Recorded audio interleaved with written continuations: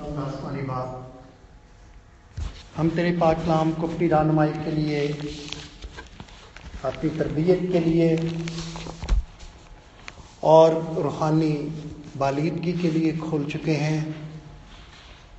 خداوند پاک روح کی باتیں پاک روح کی رہنمائی کے بغیر نہ تو ہم سیکھ سکتے ہیں، نہ قبول کر سکتے ہیں اور نہ ان پر عمل کر سکتے ہیں۔ خداوند ہمیں پوری سنجیدگی، پوری توفیق دے کے اپنے آپ کو اپنی ساری قوت سمیت پاک روح کے سپرد کریں اور خداوند تیرے پاک کلام کو سنیں۔ اس نام کا وسیلہ دے کر مانگتے ہیں، آمین۔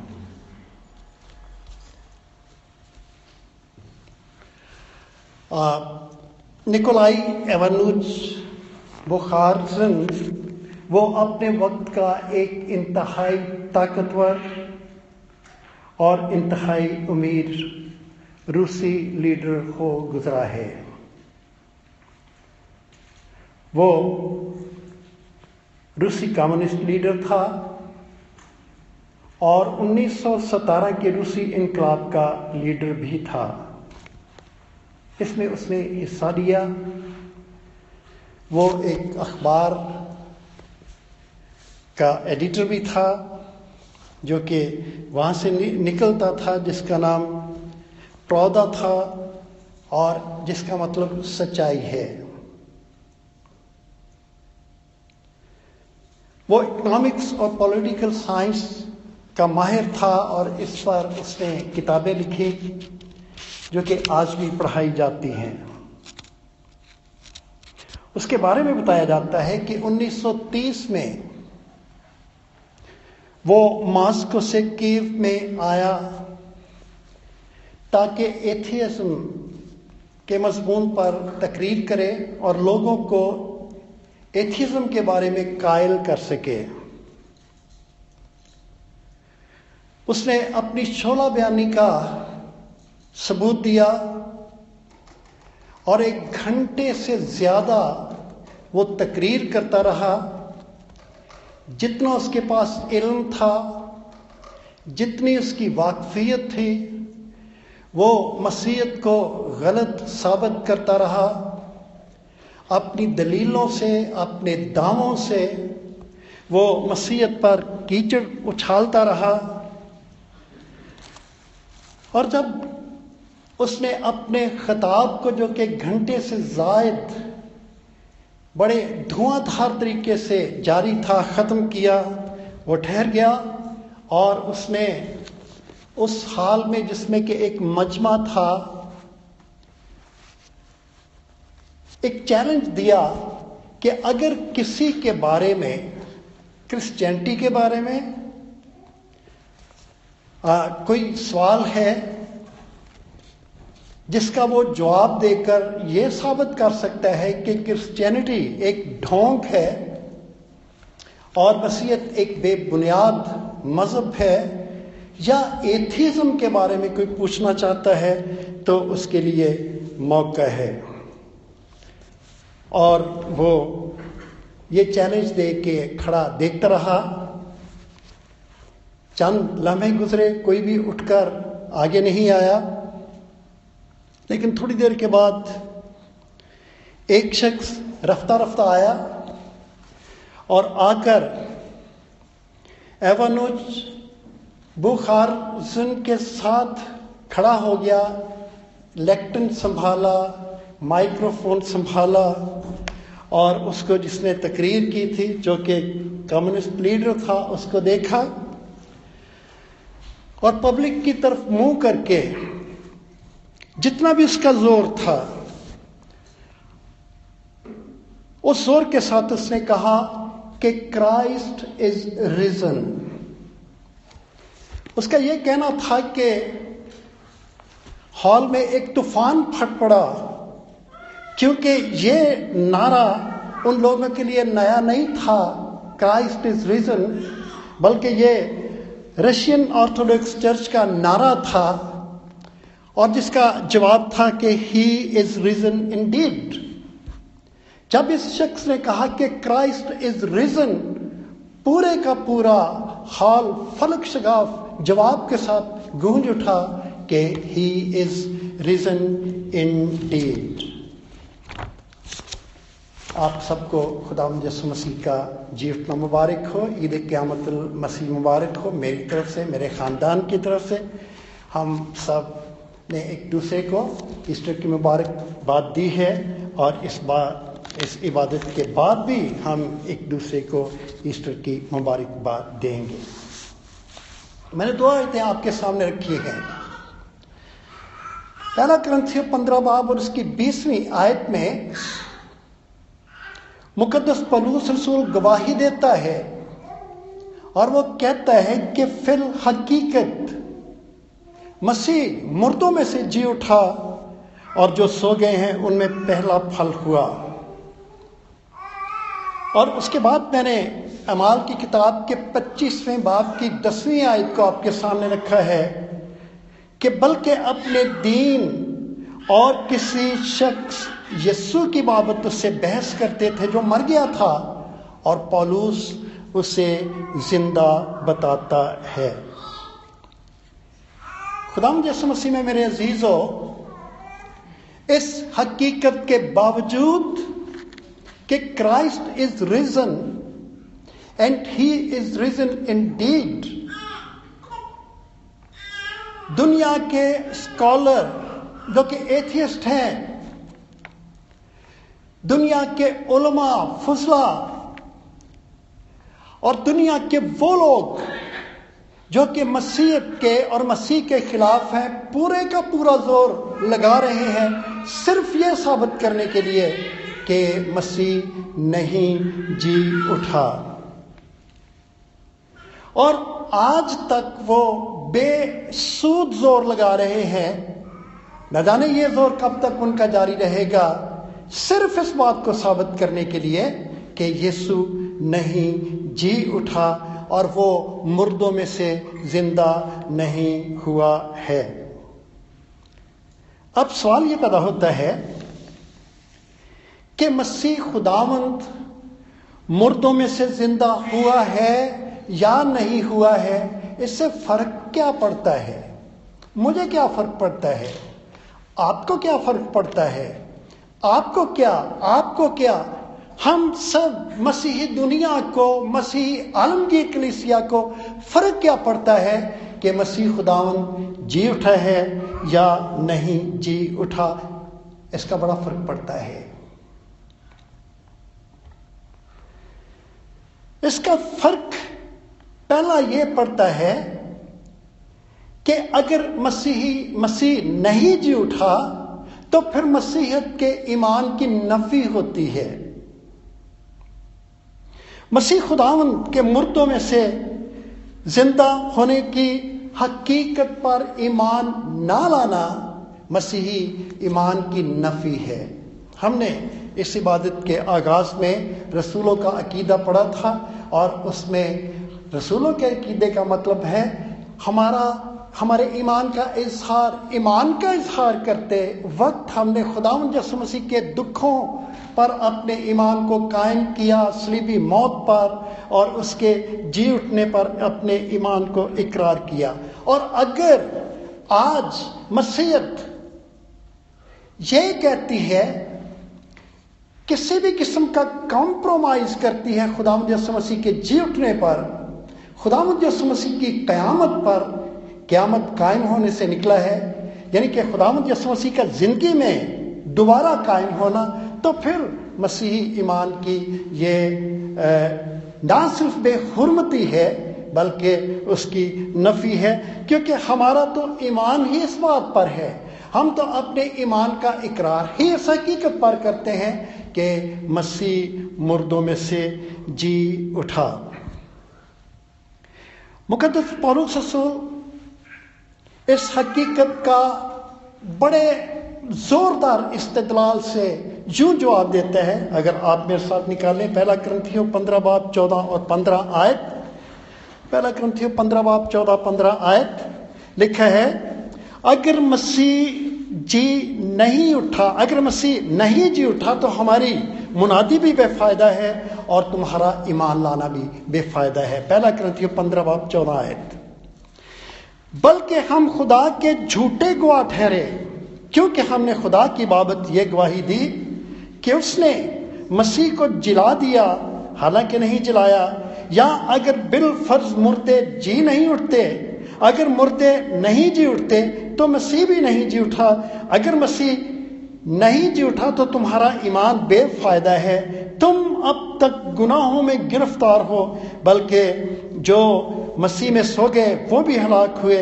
اگر ہم صرف اسی زندگی میں مسیح میں امید رکھتے ہیں تو سب آدمیوں سے زیادہ بد نصیب ہیں۔ نہ صرف لوگ اس بات پر بے سود زور لگاتے ہیں کہ مسیح نہیں جی اٹھا، بلکہ بائبل کے اقتباس میں سے اپنی مرضی کی دلیلیں ڈھونڈتے ہیں، اور پورا اقتباس نہیں، بعض کا صرف ایک لفظ پر اڑ کر وہ یہ دلیل دیتے ہیں کہ یہ سب کچھ غلط ہے۔ کوئٹہ میں تھا اور ہماری صبح کی انگلش سروس شروع ہونے کو تھی، تو ایک صاحب میرے پاس آئے جو کہ غیر مسیحی کمیونٹی میں جو رہتے تھے اور کینیڈین تھے۔ وہ مجھے کہنے لگے کہ میرا جو پڑوسی ہے اس نے مجھے کہا ہے کہ یہ غلط لفظ لکھا ہے کہ مسیح جلایا گیا۔ کہتا جلانے کا مطلب ہوتا ہے ساڑنا۔ میں نے کہا کہ وہ شخص جو ہے جس کا آپ بات کر رہے ہیں اس کمیونٹی میں، وہ تو اردو نہیں جانتے ہیں، ان کی زبان تو فارسی ہے، اور فارسی جاننے والے کو بھی پتہ نہیں ہے جلایا نہیں ہے۔ ہم جلانے والی بات نہیں کر رہے، ہم جلانے والی، جلا دینا، کسی چیز کو چمکانا، زندگی میں لے کر آنا، کسی چیز کو نیا بنانا، یہ لفظ جلا ہے۔ اور اسے سمجھائی، اور اس کے چہرے پر جو ایک طرح کی مردنی تھی اور ایک طرح کا افسوس یا تعصب تھا زبان کی تنگ دامنی کا، وہ دور ہو گیا۔ مجھے کہتا ہے تھینک یو۔ لوگ نہ صرف اپنے دلائل سے، ٹھوس دلائل سے، بلکہ چھوٹی چھوٹی باتوں میں بھی دلیلیں ڈھونڈتے ہیں، صرف یہ ثابت کرنے کے لیے کہ نہیں، یہ بائبل کے اقتباسات جو ہیں یہ غلط ہیں، مسیح نہیں زندہ ہوا۔ چنانچہ یہ ہمارے ایمان کی نفی ہے۔ اگر مسیحی یہ کہتے ہیں، یا اگر مسیحی اس بات کو سنتے ہیں، اس استدلال کو، یہ جو ان کی ایک ٹھوس بات جو کہ وہ پیش کرتے ہیں،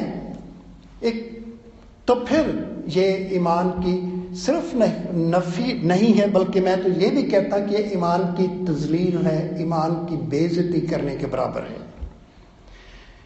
دوسری حقیقت کہ اس بات کا فرق پڑتا ہے کہ مسیح خداوند مردوں میں سے زندہ ہوا یا نہیں زندہ ہوا، فرق پڑتا ہے،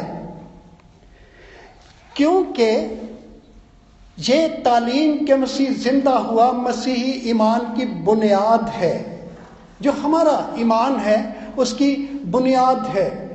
دنیا میں جتنے بھی مذاہب ہیں، میں کوشش کر رہا تھا کہ میں جتنے بھی مذہب ہیں ان کو دیکھوں کہ گنتی میں کتنے ہیں، مجھے نہیں ملا، لیکن جتنے بھی مذاہب ہیں، پیشوا مذاہب ہیں، شاید ایک ایک کو کاؤنٹ کرنا مشکل ہے، لیکن جتنے بھی مذاہب ہیں ان میں صرف مسیحیت ایک ایسا مذہب ہے جس کی بنیاد مردوں میں سے زندہ ہونے والی شخصیت کے اوپر، مسیح کے اوپر رکھی گئی ہے، جو کہ مردوں میں سے زندہ ہوا۔ کبھی بھی کسی مذہب کا لیڈر، رہنما مردوں میں سے زندہ نہیں ہوا، بلکہ صرف مسیح ہے۔ تھوڑے دن بیشتر ہی میں نے ایک بات پڑھی تھی کہ ایک شخص اسکاٹ لینڈ کا رہنے والا تھا، وہ اپنے ایک اسکاٹ لینڈ کا جو تھیولوجین تھا اس کے پاس گیا۔ اس نے کہا کہ بات یہ ہے کہ میں ایک ایسا مذہب ایجاد کرنا چاہتا ہوں جو کہ مسیحیت سے زیادہ مقبول ہو۔ مجھے اس شخص کا نام بھی پتہ تھا، ذہن سے نکل گیا ہے۔ اس نے کہا آپ کر سکتے ہو، ایسا کر سکتے ہو۔ کہ آپ جو مذہب ایجاد کرنا چاہتے ہیں کر سکتے ہو، اور مسیحیت سے وہ زیادہ بھی ہو سکتا ہے، اگر آپ اپنے مذہب کے لیے مسیح خداوند جیسی شخصیت کو دنیا کے سامنے پیش کریں جو کہ مردوں میں سے زندہ ہوئی ہے، کیونکہ مسیحیت کی بنیاد ہی مردوں میں سے زندہ ہونے والی شخصیت یسوع کے اوپر رکھی گئی ہے۔ یہ تعلیم نہ صرف ایماندار کے لیے بہت ضروری ہے، اور ایماندار کے لیے ایک ٹھوس، مسیح ایماندار کے لیے ایک ٹھوس تعلیم ہے، لیکن یہ بذات خود خداوند یسوع مسیح کے نزدیک بھی بڑی اہم تعلیم ہے،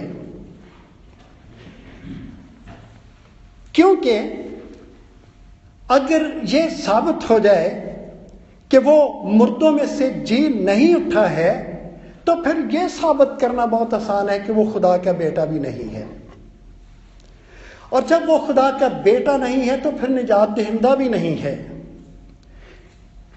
اسی لیے کلام مقدس فرماتا ہے رومیہ 1:4 آیت کہ مردوں میں سے جی اٹھنے کے باعث وہ کیا ہوا؟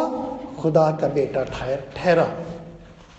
چنانچہ یہ تعلیم نہ صرف ایماندار کے لیے بلکہ پاک کلام کی یہ تعلیم یہ خداوند مسیح کے نزدیک بھی بہت عام ہے کہ وہ مردوں میں سے جی اٹھا۔ چنانچہ ہمارا خداوند اپنی ہین حیات میں جب اس روئے زمین پر تھا اپنے جی اٹھنے کی حقیقت کو اپنے جو وہ دعوے کرتا تھا کہ وہ خدا کا بیٹا ہے اس کے ثبوت کے طور پر پیش کرتا رہا۔ اگر آپ میرے ساتھ نکالیں متی کی انجیل اس کا 12 باب اور اس کی 2 آیات 39ویں اور 40ویں، متی 12 باب 39 آیت 40 آیت لکھا ہے، اس نے جواب دے کر ان سے کہا اس زمانے کے برے اور زناکار لوگ نشان طلب کرتے ہیں، مگر یونا نبی کے نشان کے سوا کوئی اور نشان ان کو دیا نہ جائے گا، کیونکہ جیسے یونا 3 رات دن مچھلی کے پیٹ میں رہا ویسے ہی ابن آدم رات دن زمین کے اندر رہے گا۔ اس کے بعد یوحنا 2 باب اور اس کی 20ویں اور 22ویں آیت لکھا ہے، یہودیوں نے کہا 46 برس میں مقدس بنا ہے اور کیا تو 3 دن میں کھڑا کر دے گا؟ بس جب وہ مردوں میں سے جی اٹھا تو اس کے شاگردوں کو یاد آیا کہ اس نے یہ کہا تھا، اور انہوں نے کتاب مقدس اور اس قول کا جو یسوع نے کہا تھا یقین کیا۔ چنانچہ خداوند یسوع مسیح کے اپنے دعووں کا ثبوت جو ہے ان آیات میں یہ بہت عام ہے۔ یہ تعلیم نہ صرف ایمانداروں کے نزدیک اہم ہے کیونکہ وہ مردوں میں جی اٹھنے کے باعث خدا کا بیٹا ٹھہرا، لیکن یہ تعلیم کہ وہ مردوں میں سے جی اٹھا خداوند بار بار اپنی زندگی کے دوران اپنے شاگردوں کے سامنے اپنے جی اٹھنے کی حقیقت کو رکھتا رہا۔ مسیح خداوند کا مردوں میں سے جی اٹھنا اور اس کے صلیب پر تمام کیے ہوئے کام کی یقین دہانی جو ہے وہ ہمارے ایمان کی بنیاد ہے، اور یہ یقین دہانی ہمیں خدا کی طرف سے اس کے کلام کے ذریعے سے حاصل ہوتی ہے۔ دنیا کا کوئی اور ایسا مذہب نہیں ہے جس کے لیڈر کے مردوں میں سے زندہ ہونے پر ان کے مذہب کی بنیاد رکھی ہو۔ چنانچہ خداوند یسوع مسیح کا مردوں میں سے جی اٹھنا ہمارے ایمان کی بنیاد ہے۔ مخالفت قیامت مسیح کا عالم یہ ہے کہ اس سب کے باوجود کہ خداوند یسوع مسیح للکار کے ساتھ مردوں میں سے جی اٹھا، اس وقت سے لے کر جب سے خداوند یسوع مسیح جی اٹھا ہے اس وقت سے لے کر آج تک خداوند یسوع مسیح کی قیامت کی مخالفت کی جا رہی ہے، اور کی جاتی رہے گی۔ کیسے؟ مخالفت ابلیس کا کام ہے، اور ابلیس نے دماغوں کو اور دنیا کے بڑے بڑے لیڈرز کو جکڑ رکھا ہے، اس مخالفت پر معمور کر رکھا ہے۔ اور جب ہم خداوند کے پاک کلام کے اس بیان کو، جس میں کہ خداوند مردوں میں سے زندہ ہوا، بڑے غور کے ساتھ پڑھتے ہیں، تو ہم یہ دیکھتے ہیں کہ ابلیس نے سردار کائنوں کو اپنے قبضے میں کیا، اور ان کے دل میں مخالفت والے لفظ جو تھے وہ ڈالے۔ چنانچہ ہم متی کی انجیل اس کا 28واں باب اور اس کی 12ویں، 13ویں، 14ویں، 15ویں آیات میں پڑھتے ہیں، لکھا ہے کہ جب سردار کائنوں کو یسوع کے جی اٹھنے کی اطلاع پہرے داروں نے دی، تو لکھا ہے اور انہوں نے بزرگوں کے ساتھ جمع ہو کر مشورہ کیا اور سپاہیوں کو بہت سا روپیہ دے کر کہا، یہ کہہ دینا کہ رات کو جب ہم سو رہے تھے اس کے شاگرد آئے، اسے چرا کر لے گئے، اور اگر یہ بات حاکم کے کان تک پہنچی تو ہم اسے سمجھا کر تم کو خطرے سے بچا لیں گے۔ پس انہوں نے روپیہ لے کر جیسا سکھایا تھا ویسا ہی کیا، اور یہ بات آج تک یہودیوں میں مشہور ہے۔ یہ الفاظ متی کی انجیل میں پائے جاتے ہیں جو میں نے آپ کے سامنے پڑھے۔ سردار کائنوں کا یہ بیان بڑا سادہ ہے، کوئی پیچیدگی نہیں ہے۔ جو کہ ابلیس نے انہیں دیا یہ ہے کہ شاگرد آ کر اسے چرا لے گئے، زندہ نہیں ہوا ہے، شاگرد آئے تھے اور اسے چرا کر لے گئے ہیں۔ یوحنا رسول اپنے انجیلی بیان میں یوں لکھتا ہے، یوحنا 20 باب 9 آیت، چونکہ وہ اب تک اس نوشتے کو جانتے نہ تھے جس کے مطابق اس کا مردوں میں سے جی اٹھنا ضرور تھا۔ دنیا کی کون سی عدالت ہے جو کس بیان کو قبول کرے گی کہ شاگرد آ کر اسے چرا کے لے گئے؟ کون سی مجلس ہے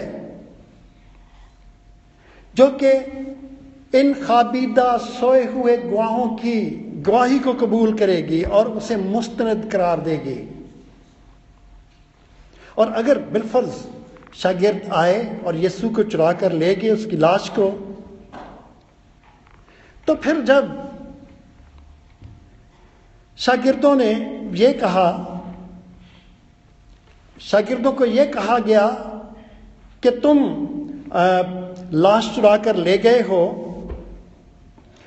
تو چاہیے تھا کہ وہ جب یہ دعویٰ اٹھا کہ یسوع مردوں میں سے جی اٹھا تو اس لاش کو پیش کر دیتے جو کہ وہ چرا کر لے گئے تھے۔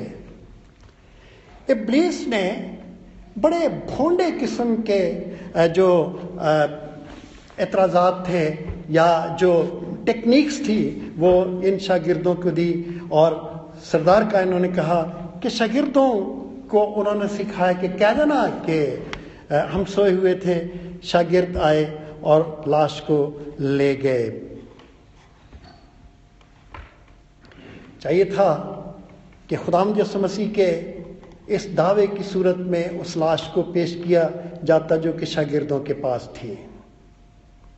کیسے ممکن ہے کہ شاگرد لاش کو چرا کر لے جاتے؟ ہم نے گڈ فرائیڈے والے دن اس بات پر غور کیا تھا، رومی سپاہیوں کی سنگ دلی پر، کٹھور دلی پر۔ حکومت روم کی تھی، حکومت سخت تھی، پہرے سخت تھے، شاگرد ڈرپوک تھے۔ وہ تو سلیپ کے وقت سوائے ایک شاگرد کے سارے بھاگ گئے تھے۔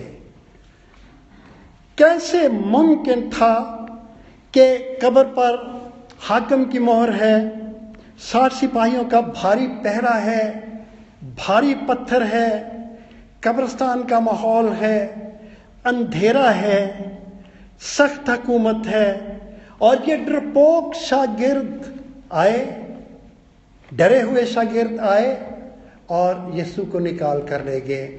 یہ ایک ایسا حربہ ہے جو کہ ابلیس نے لوگوں کو دیا، لیکن وہ لوگ جو کہ اپنے ذہن کو استعمال کرنا جانتے ہیں وہ جانتے ہیں کہ ممکن نہیں ہے کہ چاقو چوبند سپاہیوں کی پیراداری میں اس لاش کو ڈرپوک شاگرد جو تھے وہ لے کر چلے جاتے. لیکن یہ ابلیس کا حربہ ہے جو کہ ناکام حربہ ہے، اور ابلیس نے چاہا کہ سپاہیوں کے منہ میں یہ الفاظ ڈالے اور ڈالے گئے کہ اس کے شاگرد آئے اور اس کی لاش کو چرا کر لے گئے.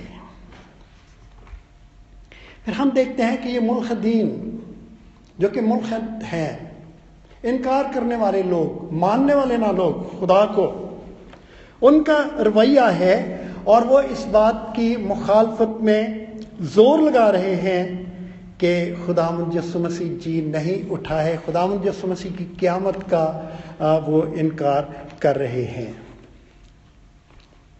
ایک ملحد نے کہا، اس وقت تک وہ ملحد تھا، یا اس کا یہ کہنا اس بات کو ظاہر کرتا ہے کہ وہ انکار کرنے والا شخص ہے. اس نے کہا کہ میں یسوع کے مردوں میں سے جی اٹھنے کا ہرگز یقین نہیں کروں گا، خواہ اسے اپنی آنکھوں سے دیکھ لوں. ایسے لوگوں کے بارے میں تو جی اٹھے یسوع نے بہت عرصہ پہلے فرما دیا تھا کہ جب وہ موسیٰ اور نبیوں ہی کی نہیں سنتے تو اگر کوئی مردوں میں سے جی اٹھے تو اس کی کیسے سنیں گے، اس کی بھی نہ مانیں گے. ہم لوکا 16 باب کی 31 آیت میں خداوند یسوع مسیح کے ان الفاظ کو پڑھتے ہیں. پھر خداوند یسوع مسیح کے دوبارہ جی اٹھنے کے انکار میں ایک اور نظریہ پیش کیا جاتا ہے، اور وہ غشی کا نظریہ ہے. صدیوں سے پیش کیا جا رہا ہے کہ خداوند یسوع مسیح صلیب پر موئے نہیں تھے، بلکہ صلیب پر بے ہوش ہو گئے اور صلیب سے اتارا گیا، قبر میں رکھا گیا، اور ایک تازہ ہوا کا جھونکا آیا اور خوشبوؤں کی مہک کے ذریعے سے جو کہ اسے لگائی گئی تھی یسوع کو ہوش آ گیا. اور یہی نظریہ احمدی حضرات پیش کرتے ہیں. روزنامہ جنگ میں نے ایک دفعہ پڑھا تھا، میں نے اخبار کی تاریخ بھی لکھی ہے، 10 فروری 1983 میں اسی بیان کی وضاحت کی گئی. ان حضرات کے مطابق کہ یسوع غشی کا شکار تھا، ہوش میں آیا، اور ہوش میں آنے کے بعد سفر کرتے کرتے فلسطین میں پہنچا، وہاں پر کافی عرصہ گزارا، اور 120 سال کی عمر میں وفات پائی، اور کشمیر کے محلہ یارخان میں اس کی قبر بھی بتائی جاتی ہے. یہ نظریہ احمدی حضرات پیش کرتے ہیں. مگر یوحنا رسول اپنی انجیل میں یوں رقم تراز ہے، وہ کہتا ہے، یوحنا کی انجیل 18 باب اور اس کی 32ویں اور 33ویں آیت میں کیا لکھا ہے؟ لکھا ہے، پس سپاہیوں نے آ کر پہلے اور دوسرے شخص کی ٹانگیں توڑیں، اس کے ساتھ مصلوب ہوئے تھے. لیکن جب انہوں نے یسوع کے پاس آ کر دیکھا تو کہ وہ مر چکا ہے تو اس کی ٹانگیں نہ توڑی.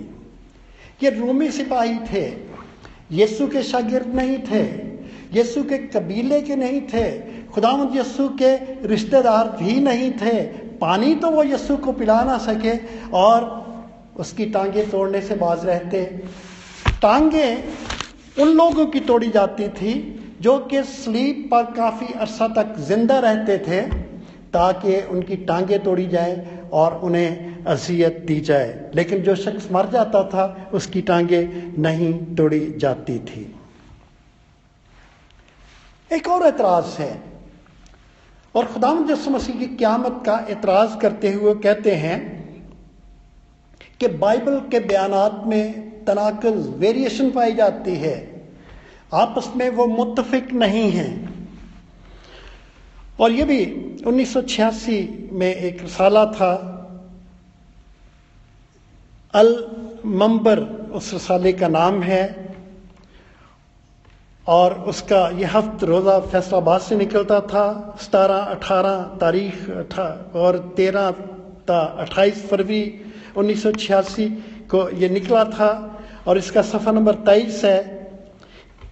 اس میں انہوں نے لکھا ہے کہ موجودہ توریت، انجیل اور صحائف انبیاء کے مجموعہ بائبل کی مسلمانوں کے ہاں کوئی وقت نہیں. نہ بائبل کی کوئی وقت ہے، نہ توریت کی، نہ انجیل کی، نہ صحیفوں کی. کیوں؟ وہ کہتے ہیں کہ ان کتابوں کو محرف کہنا بھی، یعنی کہ بدلی ہوئی کہنا بھی درست نہیں ہے، بلکہ یہ تو سرے سے بے اصل ہیں، نقلی ہیں، اور اصلی کتابوں کی بگڑی ہوئی یہ شکل ہیں. اور حیرت اس بات کی ہے کہ مرکز تحقیق مسیحیت تک یہ جو رسالہ تھا یہ انہوں نے پوسٹ بھی کیا اور پہنچا بھی. تو جب بائبل کے بارے میں تعصب کا یہ عالم ہے، بائبل کی صحت کے بارے میں جانچ کا یہ عالم ہے، تو پھر ہم اندازہ کر سکتے ہیں کہ بائبل کا یہ بیان اور خداوند یسوع مسیح کے جی اٹھنے کی یہ حقیقت، جو کہ خدا کے کلام کی حقیقت کو غلط قرار دیتے ہیں، اس کو کس طرح صحیح قرار دیں گے.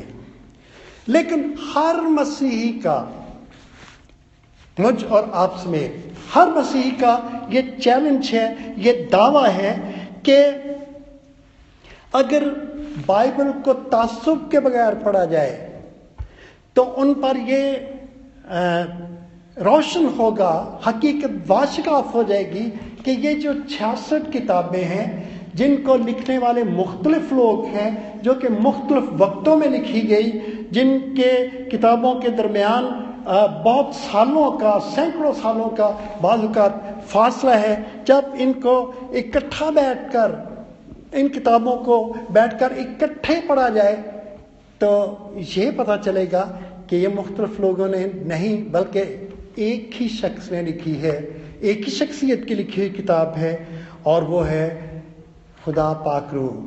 پاک روح کیا ہے؟ بہت دفعہ ہم سب جانتے ہیں کہ گاڈ ہمسیلف، روح القدس کا مطلب بھی، اس کی تعریف ہی یہی ہے، God himself, personal presence of God. جب ہم کہتے ہیں کہ پاک روح نے ان لوگوں سے یہ لکھوایا ہے تو خدا نے اس کتاب کو لکھوایا ہے، یہ خدا کی کلام کی کتاب ہے، یہ ٹیکسٹ بک آف گاڈ ہے. تو پاک کلام کا یہ بیان ہے کہ خداوند یسوع مسیح کتاب مقدس کے مطابق مر گیا. ایسے یہ نہیں لکھا کہ خداوند یسوع مسیح مر گیا، لکھا کتاب مقدس کے مطابق مر گیا. اور پھر ابھی ہم نے پڑھا تھا پہلا کرنتھیوں 15 باب میں کہ کتاب مقدس کے مطابق جی اٹھا. تو خدا کا پاک کلام جسے خدا نے تحریر کیا، خدا پاک روح نے تحریر کیا، وہ کہتا ہے کہ پاک خداوند یسوع مسیح کتاب مقدس کے مطابق مر گیا اور کتاب مقدس کے مطابق جی اٹھا. ہر مسیح کا دعویٰ ایسے لوگوں کے لیے یہ ہے کہ کتاب کو بلا تعصب پڑھا جائے، کتاب مقدس کو ہر طرح کی تنگ نظری کو دور کر کے پڑھا جائے. اور جو لوگ تنگ نظری کو، تعصب کو دور کر کے پڑھتے ہیں، پھر وہ اعتراض کرنے والے نہیں رہتے ہیں، پھر وہ اس کتاب کو پیار کرنے والے اور یسوع کو قبول کرنے والے بن جاتے ہیں. یہ بھی کہا گیا خداوند یسوع مسیح کے زندہ ہونے پر ایک اور نظریہ بھی دیا گیا کہ جی یہ فریب نظر ہے. بعض اوقات کوئی شخص ہوتا نہیں ہے لیکن ایسا محسوس ہوتا ہے کہ شخص کوئی چل پھر رہا ہے، یہ فریب نظر ہے، حقیقت نہیں ہے. ہو سکتا ہے فریب نظر، بہت سارے لوگ فریب نظر کا شکار ہو جاتے ہیں، لیکن خداوند یسوع مسیح کے اس زندہ ہونے کی حقیقت کا جو فریب نظر کا شکار ہے، چلیں ہو سکتا ہے ایک شخص ہو، 2 ہوں، 3 ہوں، یہاں تو 500 لوگوں کی بات ہے جن کو خداوند یسوع مسیح 500 سے زیادہ لوگوں کو جو کہ ہوش و حواس کی صورت میں تھے دکھائی دیا. کیا یہ ممکن ہے کہ آپ 500 کے 500 لوگ ایک ہی وقت میں فریب نظر کے شکار ہو گئے؟ پہلا کرنتھیوں 15 باب 6 آیت میں ہم نے پڑھا ہے کہ پھر 500 سے زیادہ بھائیوں کو ایک ساتھ دکھائی دیا۔ سچی بات یہ ہے، حقیقت یہ ہے کہ خداوند یسوع مسیح پاک کلام کے الفاظ ہیں، فی الحقیقت مردوں میں سے جی اٹھا۔ وہ در حقیقت بدن میں زندہ ہوا۔ زندہ ہونے کے بعد وہ اماؤس کی راہ پر جا رہا تھا۔ پھر ہم نے یوحنا کی انجیل کا دوسرا جو بیان پڑھا ہے، وہاں شاگردوں پر ظاہر ہوا جو کہ مچھلیاں پکڑ رہے تھے، اور ان کے ساتھ وہ باتیں کرتا رہا، بیٹھ کر کھانا کھایا، اور اموس کی راہ پر جانے والے لوگوں کے ساتھ واپس گھر میں آیا، ان کے ساتھ بیٹھ کر کھانا کھایا، روٹی توڑی، برکت دی، اور انہوں نے اسے پہچان لیا، دعا کرتے ہوئے کہ یہ یسوع ہے جو کہ مصلوب ہوا تھا۔ اور پھر یسوع وہاں سے ٹل گیا، چلا گیا، اور پھر ہم دیکھتے ہیں کہ بہت سارے لوگوں پر ظاہر ہوا۔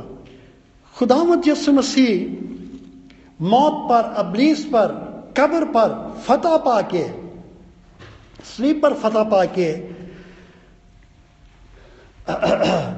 ان کو کہتا ہے کہ تمہاری سلامتی ہو۔ صلیب پر جس پر خداوند یسوع مسیح لٹکا ہوتا ہے اسے کروسیفکس کہا جاتا ہے۔ اسے کراس کہتے ہیں یا صلیب کہتے ہیں، جس پر خداوند یسوع مسیح لٹکا ہوا نہیں ہے۔ کیوں یہ خالی ہے؟ اس لیے کہ خداوند یسوع مسیح صلیب پر نہیں ہے، صلیب خالی ہے، ہمارا ایمان خالی صلیب پر ہے، جس پر یسوع لٹکا ہوا نہیں ہے۔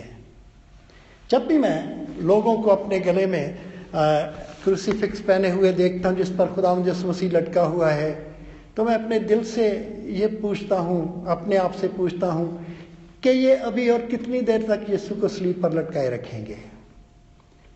بائبل کہتی ہے کہ وہ دفن ہوا اور تیسرے دن مردوں سے زندہ ہو گیا، اور مردوں میں سے زندہ ہونے کے بعد وہ مختلف موقعوں پر، مختلف وقتوں پر، مختلف لوگوں میں اسی بدن کے ساتھ ظاہر ہوا جس بدن میں وہ صلیب پر چڑھا تھا، اور جس بدن پر اس نے دکھ اٹھائے اور مار کھائی۔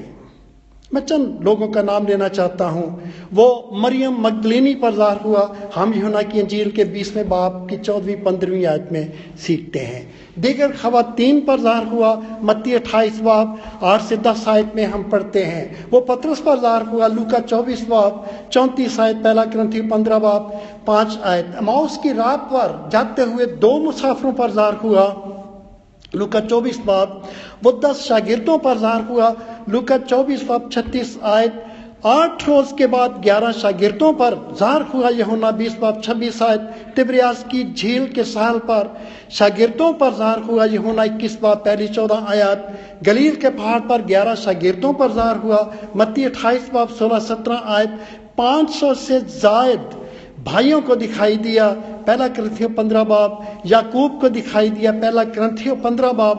سعود کے وقت شاگردوں پر ظاہر ہوا، اب اسٹیفنس کو دکھائی دیا آسمان میں باپ کے دائیں ہاتھ جب وہ کھڑا تھا، اور پولوس کو دکھائی دیا، پہلا کرنتھیوں 15 باب 8ویں آیت۔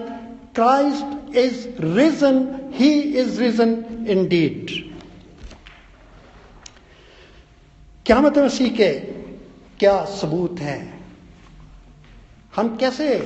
ہم اپنے لیے کچھ ثبوت ہیں جن پر ضروری ہے کہ ہم تھوڑا سا دیکھیں کہ میرے پاس کیا ثبوت ہے، میں کیسے جان سکتا ہوں کیا ثبوت ہے کہ خداوند یسوع مسیح قبر میں سے نکل آیا اور وہ زندہ ہوا۔ پہلی بات کہ زندہ مسیح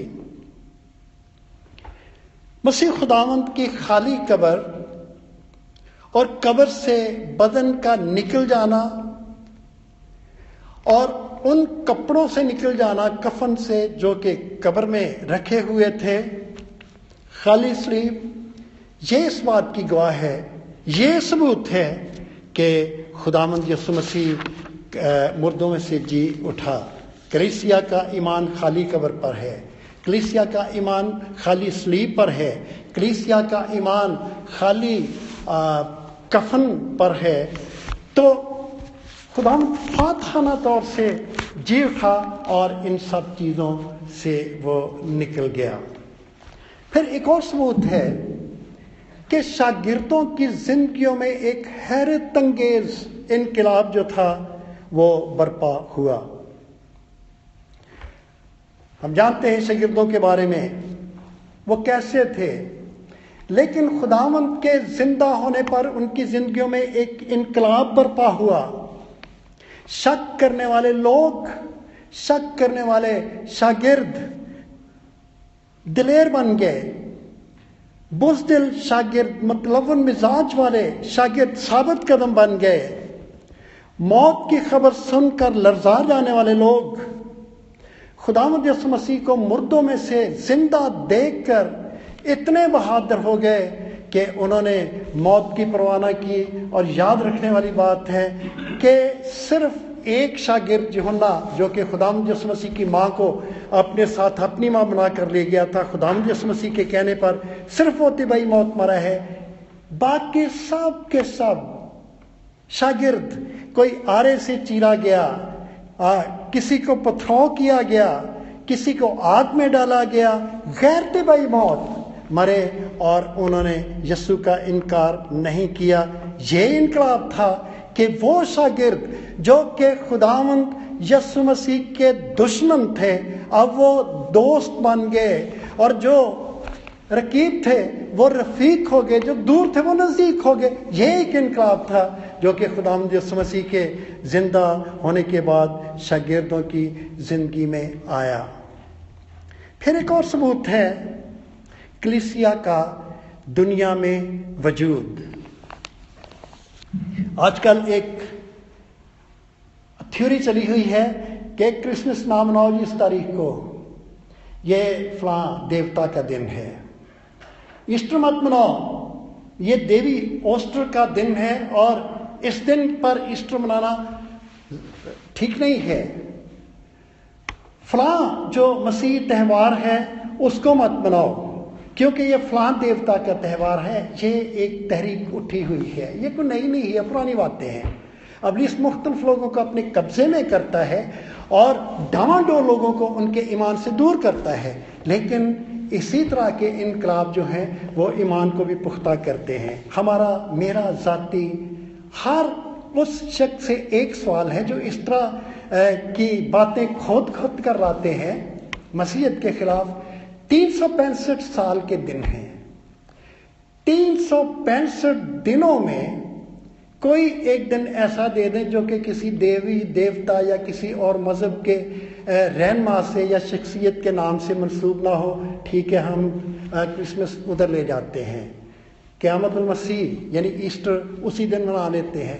سارے کے سارے دن تو غیر قوم کے دیوی دیوتا سے منسوب ہے، منایا کرتے تھے، لیکن خداوند یسوع مسیح کے زندہ ہونے نے انقلاب یہ کیا کہ اس نے کلیسیا کو اس روئے زمین پر قائم کیا، اور کلیسیا نے خوشخبری یہ دی کہ جتنے بھی یہ جو جھوٹے خدا تھے، دیوی دیوتا تھے، ان کی جگہ پر خداوند یسوع مسیح کی جو حکومت تھی اور خداوند یسوع مسیح کے جو دن تھے ان کو قائم کیا۔ لیکن ابھی تک ذہنوں میں سے دیوی دیوتاؤں کے خیال نہیں گئے ہیں۔ ان دیوی دیوتاؤں کے جو گروپ تھے وہ تو صدیاں ہوئی ختم ہو چکے ہیں۔ اب کوئی اوسٹر دیوی نہیں ہے، اس کے کوئی پیروکار نہیں ہے، اور جس کے نام کے دن پر کرسمس ہے وہ بھی دیوتا نہیں ہے، اس کے ماننے والے بھی ختم ہو گئے۔ رومی زیادہ تر تھے، پوری کی پوری حکومت مسیحی ہو گئی، کہاں ہیں وہ لوگ؟ لیکن اعتراض کرنے والے یہ ایک راہ دے رہے ہیں کہ وہ جن باتوں کو چھوڑ کر مسیحیت میں خداوند یسوع مسیح کے نور میں داخل ہوئے ہیں واپس انہی اندھیروں میں جائیں جو کہ اب قائم نہیں ہیں۔ خداوند یسوع مسیح کی قیامت کا انقلاب بھرا فرق یہ ہے کہ دنیا کے اندر کلیسیا قائم ہوئی۔ وہ جو गैर माबूद थे उनकी कलीसियाएं ख़त्म हो गई, लेकिन यीशु की कलीसिया कायम है, वो दुल्हन है और वो हमेशा कायम रहेगी।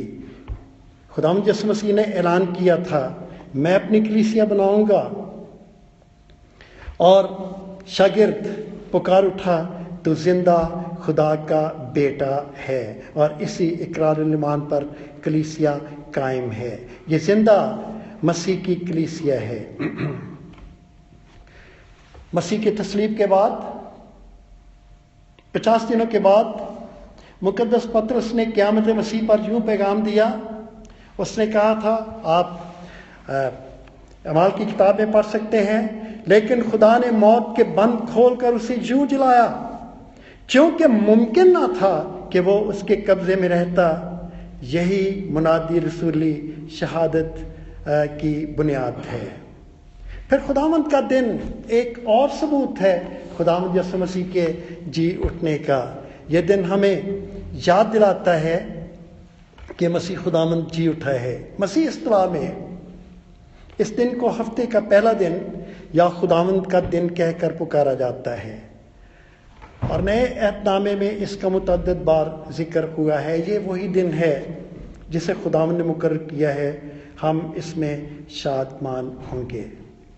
फिर हम इसके सबूत के तौर पर मुकद्दस पौलुस रसूल को देखते हैं, जो कि बिल्कुल बदल गया, जिंदगी उसकी तब्दील हो गई, और पौलुस रसूल की जिंदगी पर हजारों किताबें लिखी जा चुकी हैं और उसे रसूल आजम भी कहा जाता है। और ये एक ऐसा रसूल है जिसके दलाइल का मुकाबला लोग नहीं कर सकते थे, और वो अपनी गुफ्तगू और दलाइल की वजह से खुदावंद यीशु मसीह को खुदा का बेटा साबित करके लोगों को उसे कबूल करने पर मजबूर करता था। जिंदा यीशु की मुलाकात उससे दमिश्क के रास्ते पर हुई, और उसकी ज़िंदगी इस तरीके से तब्दील हुई कि पाक कलाम का, नए अहदनामे का, अगर उसमें से मुकद्दस पौलुस रसूल का हिस्सा निकाल दिया जाए तो सिर्फ 4 अंजीलें बचती हैं। खुदावंद यीशु मसीह में मेरे अजीज़ भाइयों और बहनों, हम खुदावंद के शुक्रगुज़ार हैं कि Christ is region, he is region Indeed. हमारे ईमान की बुनियाद किसी झूठे देवी देवता पर नहीं है। लोकां दे बुत सारे झूठे ते ना चीज़ ने, हमारी बुनियाद उन पर नहीं है। हमारे ईमान की बुनियाद, हमारे ईमान की बुनियाद जिंदा मसीह पर है, जो जिंदा है, बाप के दाहिने हाथ बैठा है, और जो आने वाला है। और जब वो आने वाला है तो ये ईस्टर, ये ईद क़यामतुल मसीह हमें एक तहरीक देती है और हमें मुसम्मम इरादे की रूह देती है कि हम उसे अपना शख्सी निजात दहिंदा कबूल करते हुए हम उसकी रिफाकत में, मार्फत में बढ़ें और तरक्की करें। वो मुर्दा नहीं है, वो जिंदा है, वो हमें जानता है। उसने कहा कि मैं अपनी भेड़ों को नाम बनाम जानता हूँ और मेरी भेड़ें मुझे जानती हैं। हम बहुत सारी ऐसी भेड़ों में रह रहे हैं जिनको उसे नहीं जानती है, क्योंकि उसके गले की है नहीं, उसके मौत को गलत करार देती है, उसके जी उठने को गलत करार देती है, उसके कामों को गलत करार देती है, और उसकी जी उठने के बाद की हजूरी और मौजूदगी को भी। लेकिन वो हमारा खुदावंद है। हम पर जिम्मेदारी है कि इस खुशखबरी का जो पैगाम है वो उन तक लेकर जाएं जो कि उसके खिलाफ हैं, आज तक उसके खिलाफ हैं, बड़ी तनदही से अपने आप को मौत की तरफ धकेल रहे हैं। और पैगाम ये है कि मेरे भाई और मेरी बहन, आप जो कि क़यामतुल मसीह की मुखालफत में हैं, आप जो कि खुदावंद यीशु मसीह की कुदरत की मुखालफत में हैं, खुदावंद आपको प्यार करता है, आपको बुलाता है, वो आपको ज़िंदगी देना चाहता है। आप ही के लिए हुआ और कब्र में रहा नहीं, जी उठा, क्योंकि वो आपको बचाना चाहता है। कब्र के इसीलिए वो अंदर नहीं وہ بچانا چاہتا ہے، زندہ ہے، وہ آپ کو آواز دیتا ہے اور آپ اس کی آواز کو سنیں۔ خدا ہمیں توفیق دے کہ ہم اس ذمہ داری کو پوری دنتہی سے ادا کرتے رہیں۔ ایک مرتبہ آپ سب کو ایسٹر مبارک ہو۔